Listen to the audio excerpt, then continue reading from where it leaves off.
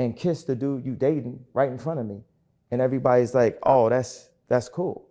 After I went and got the laptop from Ray J myself that night. During his recent interview with Hollywood Unlocked, Kanye West revealed that he had secured an unreleased adult film tape of his estranged wife, Kim Kardashian, and her then boyfriend, Ray J. If you recall, back in September, Ray J's former manager, Wack 100, claimed that he was in possession of the tape and claimed that it was longer and more graphic and better than the first one. And Kanye said that after watching Kim kiss Pete Davidson at Saturday Night Live right in front of him, he immediately hopped on a red eye to get the laptop from Ray J. On an episode of a podcast called Bootleg Kev, Ray J's former manager Wack 100 made the bold claim of suggesting that he was in possession of another Kim Kardashian tape. Wack said in the episode, "We got part 2 on the laptop and it's never been seen. We'd love for you to have it. It'd be a great personal private NFT. I would never give it to anybody but Kanye because it's the mother of his children." Although Kanye confirms its existence in this video and said that Kim became emotional after he brought her the tape, he goes on to say, "I gave it to her and she cried when she saw it. You know why she cried when she saw the laptop? Because it represents how much she's been used. It represents how much people didn't love her and just saw her as a commodity." He then went on to describe Kim as being the most transacted upon human being other than Santa Claus or Jesus Christ. The part that I really focused here on though was when he actually addressed Pete Davidson. Kanye made a very valid point here in saying, "People intentionally do things to be mean and hurt you and to be playing games. And then culturally it's okay. How are you gonna bring me to SNL and kiss the dude you're dating right in front of me?" And everybody's like, "Oh, that's cool." And yet despite all of that, he still snapped up that laptop and apparently brought it right to her. Kanye also said that at the end of the day, he is all about family, and that even though he and Kim aren't together, he will still try to be the best dad.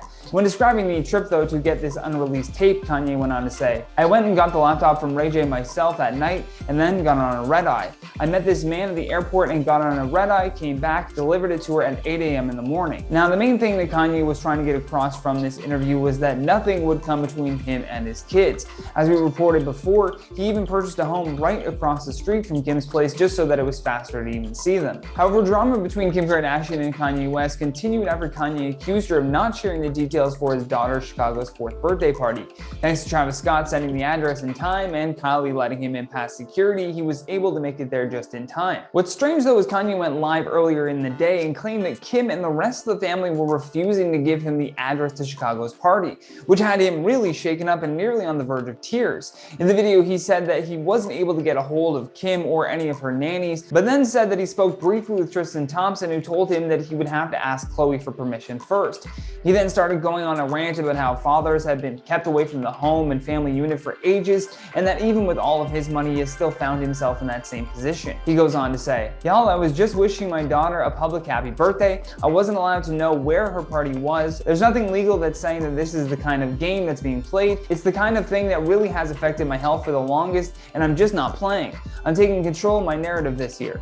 Adding, "I'm being the best father, the yay version of a father, and I'm not gonna let this happen. Chicago, happy birthday, I love you, and I'm just putting this online because I need y'all's support." However, here's where things get weird. I mean, Kanye was making all of this appear like he was being sabotaged, but really it was probably just more of a miscommunication.